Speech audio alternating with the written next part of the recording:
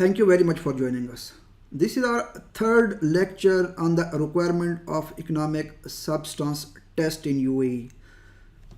In our previous two lectures, we have already discussed the reasons of implementations of economic substance in UAE. In the second lecture, we have decided the scope of economic substance regulations in UAE, parties which are subject to economic substance test, what are the compliance requirements for them.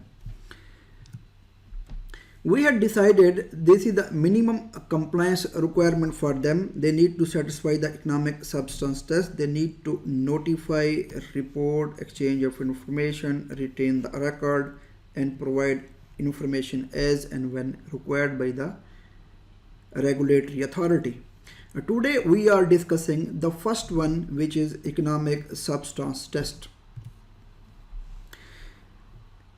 Article 6(1) of the cabinet decision says that the licensee should satisfy the economic substance test requirement in relation to relevant activity from which licensee earns income during the year. Means if the licensee is conducting a relevant activity and licensee is earning income from the relevant activity during the financial year, then licensee is required to satisfy the economic substance test. These are the major 5 category of economic substance test. Out of the 5 categories, first is the TEST-CIGA test, which is called core income generating activities. Second is the direction and management test. Third one is the adequacy of employees, adequate employees. Fourth one is adequate operating expenditures, and the fifth one is adequate physical assets. This TEST-CIGA test, the first one, this is core income generating activities. It says the licensee conducts core income generating activities in UAE.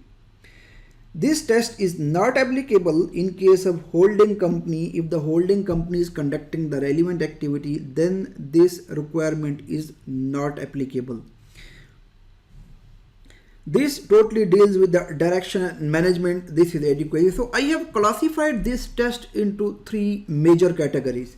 Since the first TEST-CIGA test pertains to the functions of the entity, because the law requires the functions of the entity must be in UAE, so I can say this is my functional test. Second one, I can say this is my management test. Third one, this is adequate employees, adequate operating expenditure, adequate physical assets. So I have classified it as an adequacy test. So every licensee who earns income from the relevant activity during the financial year, the licensee will be subject to 3 tests. These are functional test, management test, and adequacy test. This is the first one, functional test, core income generating activities. These are the core income generating activities of each relevant activity, and Article 5 of the cabinet decisions cover this. For the banking business, these are the core income generating activities: raising funds, taking hedging position, all this. For insurance business, predicting and calculating risk, and all this. For investment, funds management, these are the core income generating activities. Lease finance business, agreeing, these are the core income generating activities. This is for the headquarter business. These are the total 9 activities, and this is the core income generating activities of these 9 relevant activities, and it has been given in the Article 5 of the law. The cabinet decision says if these relevant activities, the cabinet decision says if these core income generating activities are being conducted in UAE, so we will assume this, that TEST-CIGA test has been satisfied. Article 645 of the cabinet decision says that if the holding company is conducting relevant activity in UAE, then these TEST-CIGA requirement will not be applicable on the holding company. So means if the holding company is conducting business in UAE and holding company is earning income from the dividend and capital gains, then this core income generating activity, functional test is not required for the holding company. However, Article 6(5) says if the holding company is deriving income from any other source other than dividend and capital gains, then this TEST-CIGA requirement will be applicable on the holding company related to those activities. So we can say this is the reason that we said in the very beginning, for the TEST-CIGA is applicable on every licensee. They must be conducting core income generating activities in UAE, but this is not applicable in case of holding company which is deriving income from the dividends and capital gains. This is direction and management test, and Articles 6(3) of the cabinet decisions deals with this. I can classify this article into three major categories. First one is meeting, second one is minutes of the meeting, and third one is knowledge and skills of the related directors. So far meeting is concerned, cabinet decision says meetings are being conducted in the state. There is a full quorum of the meeting in the state. All the board members are physically present in UAE. If there is no board, in case of single manager, that manager is present in UAE when the key decision related to management and operations of the entities were being taken. Adequate meetings in UAE, and the regulations say they need to have at least one meeting in a year in UAE. So if these conditions are being fulfilled, then we will say meeting requirement is being fulfilled. Then the cabinet decision says minutes should be in writing of the meeting. It should be signed by all attending directors. Minutes should record the making of strategic decisions. Minutes of all board meetings are kept in the state. So if these conditions are being fulfilled, then we will say these conditions are being fulfilled related to the minutes of the meeting. Then the cabinet decision, Article 6(3) says then directors of the licensee have the necessary knowledge and expertise to discharge the duties of the board. So if all these conditions are being fulfilled, then we will say the entity is satisfying the management test as well. The third one is adequacy test. As we discussed earlier, the licensee must have adequate employees, adequate operating expenditures, and adequate physical assets. Cabinet decision says licensee have adequate number of qualified full-time employees who are physically present in the state, and these employees can be employed by the licensee, employed by third party, temporary contract of or the long-term contract. This is not of, this is or. So it can be temporary contract, it can be long-term contract, but the employee should be full-time employee employed by the licensee or employed by the third party. Furthermore, the cabinet decision says if the licensee has the outsourcing arrangement, then the licensee must have adequate level of expenditure related to outsourcing, and the party to which these function has been outsourced, these parties must have the activities, employees, expenditure, and premises within the UAE. And these activities, these employees, these expenditures, and these premises must be adequate to carry out the relevant activity being outsourced by the licensee. So means licensee have full-time employees. If the licensee doesn't have full-time employees, licensee has outsourced his activity, then the third party must have activities, employees, expenditures, and premises within UAE. These activities, these expenditures, these employees, and these premises must be sufficient to carry out the TEST-CIGA core income generating activity of the licensee. If these conditions are being satisfied, then we will say that the licensee satisfy the adequacy of the employee condition.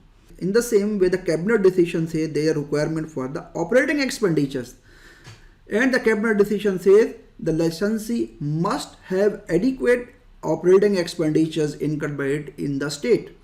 In case licensee has outsourced it, then the the same requirement like in employee. If the licensee has outsourced, then the third party must have activities, employees, expenditure or premises within the UAE, and these activities, these employees, these expenditures and these premises must be adequate to carrying out the relevant activity being outsourced. So if these conditions are being satisfied, then we can say that licensee satisfy the operating expenditure requirement as well. And the third one is physical assets. If there are adequate physical assets in the state or adequate level of expenditures on the outsourcing to third party service provider, in case third party service providers in the state for the activities of the licensee. So these are the three major requirements for the adequacy test. If these are being fulfilled, then we will say that licensee is satisfying the adequacy test as well.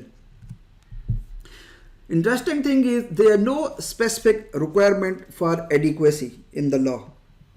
The requirement for the adequacy of employees' expenditures and physical assets is all depends upon the nature and size of the business, which will vary from business to business definitely. And authority will assess this adequacy test is being met or not.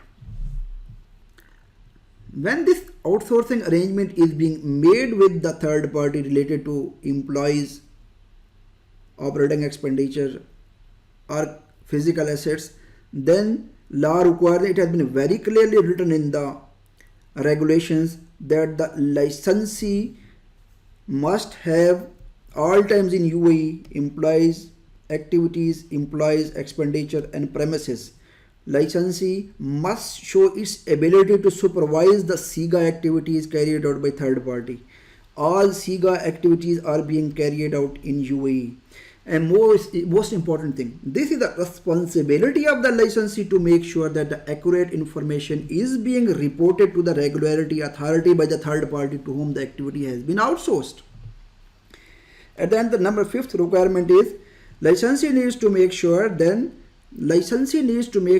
these activity has not been outsourced to avoid the compliance.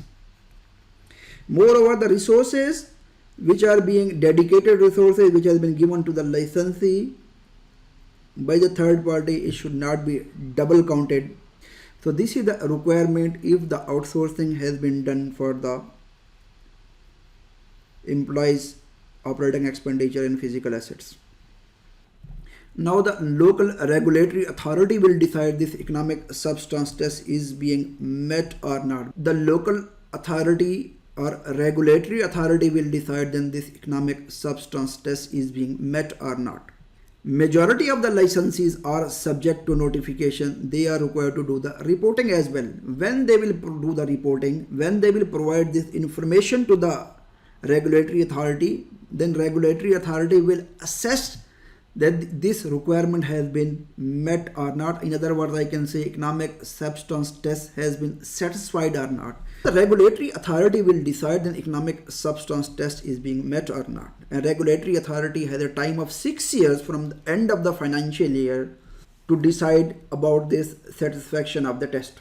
That's why this is the reason that I was asking, then every licensee is required to maintain a record of 6 years. At the same time, cabinet decision says if there is a deliberate misrepresentations, negligent or fraudulent behavior, and in this situation the 6 years ceiling will not be applicable for the regulatory authority, and even after 6 years regulatory authority will be able to assess that economic substance test was met or not. Specifically for the high risk IP licensee, it will always be assumed that economic substance test has not been satisfied unless and until licensee which is carrying out high risk IP license, they will provide sufficient information to the regulatory authority. Thank you very much for joining us, and in our next lecture we will discuss notification as well as reporting requirement. Take care. Thank you. Bye bye.